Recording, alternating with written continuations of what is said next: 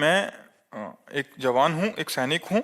आपके द्वारा जो सैनिकों के बारे में बताया है उसके उसी की तरह चलने का प्रयास भी कर रहा हूँ और भजन भी कर रहा हूँ। मुझे आंतरिक शांति तो मिल रही है, लेकिन इस शरीर के संबंधी जिन लोगों से मुझे कष्ट मिला है वो जब सामने कभी आते हैं तब मुझे उनका बुरा व्यवहार मेरे दिमाग में घूम जाता है, जिससे मेरा मन अशांत हो जाता है। उस समय विचार कीजिए कि ये व्यक्ति बुरा नहीं है, इससे मेरे लिए बुरा करवाया गया है, क्योंकि मेरा कोई कर्म ऐसा था जिस कर्म को नष्ट करना था। तो भगवान ने इस समय उसकी वो वृत्ति कर दी कि मेरा अपमान किया, मेरी हानि की, मेरे प्रतिकूल बोला, मेरे प्रतिकूल आचरण किया। उसमें इस बेचारे का क्या दोष? मेरा ही कर्म, निजकृत कर्म भोग सुन भ्राता। मेरा ही कर्म था, जिस कर्म ने मुझे दुख दिया, तो उस पर गुस्सा न करे। कोई हमें दुख सुख नहीं दे सकता, ये बात ध्यान रखना। हमारा कर्म ही हमको दुख सुख देता है, वो किसी की खोपड़ी में बैठकर निमित्त किसी को भी बना ले। यार ये आदमी हमें पहचानता भी नहीं, लेकिन हमें बड़ा सुख दिया। और एक आदमी है कि जरा सा धक्का लग गया, पिट दिया, और बड़ा वैर और बड़ा विरोध खड़ा हो गया, वो कर्म हमारा। एक गौतमी नाम की तपस्विनी जंगल में रहती थी, महाभारत की कथा है, भगवान व्यास देव जी ने लिखा है।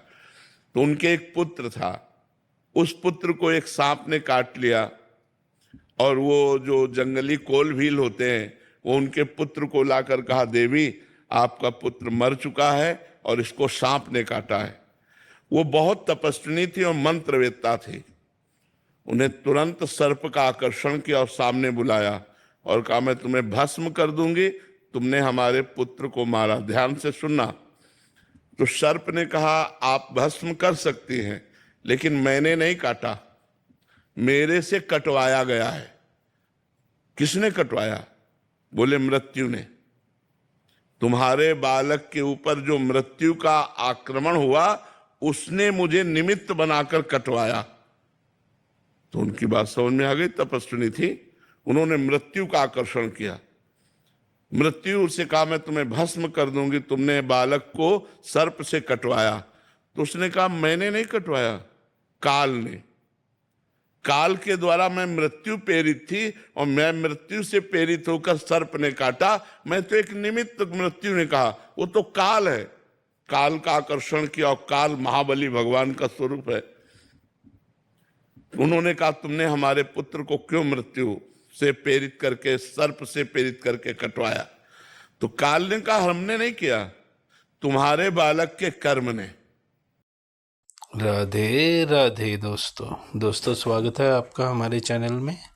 तो दोस्तों, जैसा कि अभी आप सुन रहे थे, प्रश्न था कि मैं बहुत भजन कर रहा हूँ, सब कुछ अच्छा चल रहा है, लेकिन जब कुछ ऐसे व्यक्ति मेरे सामने आ जाते हैं जिन्होंने मेरे साथ अच्छा नहीं किया, तो मैं विचलित हो जाता हूँ, परेशान हो जाता हूँ, तो क्या करूँ?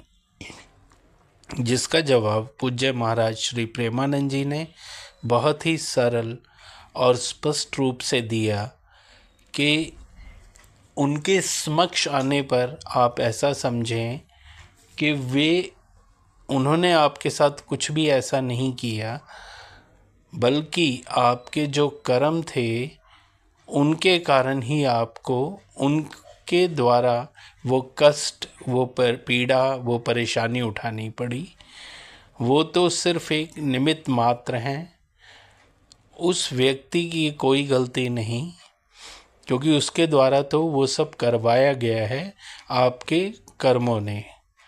तो इसीलिए जब कभी हमें कोई कष्ट देता है, हमें कोई परेशान करता है, हमें कोई चोट पहुंचाता है, तो उसका मतलब ये है कि वो चोट, वो पीड़ा, वो कष्ट हमारे कर्मों ने हमें दिया है, जो हमने कभी किसी के साथ गलत किया, उसका फलस्वरूप वो कष्ट हमें मिलता है।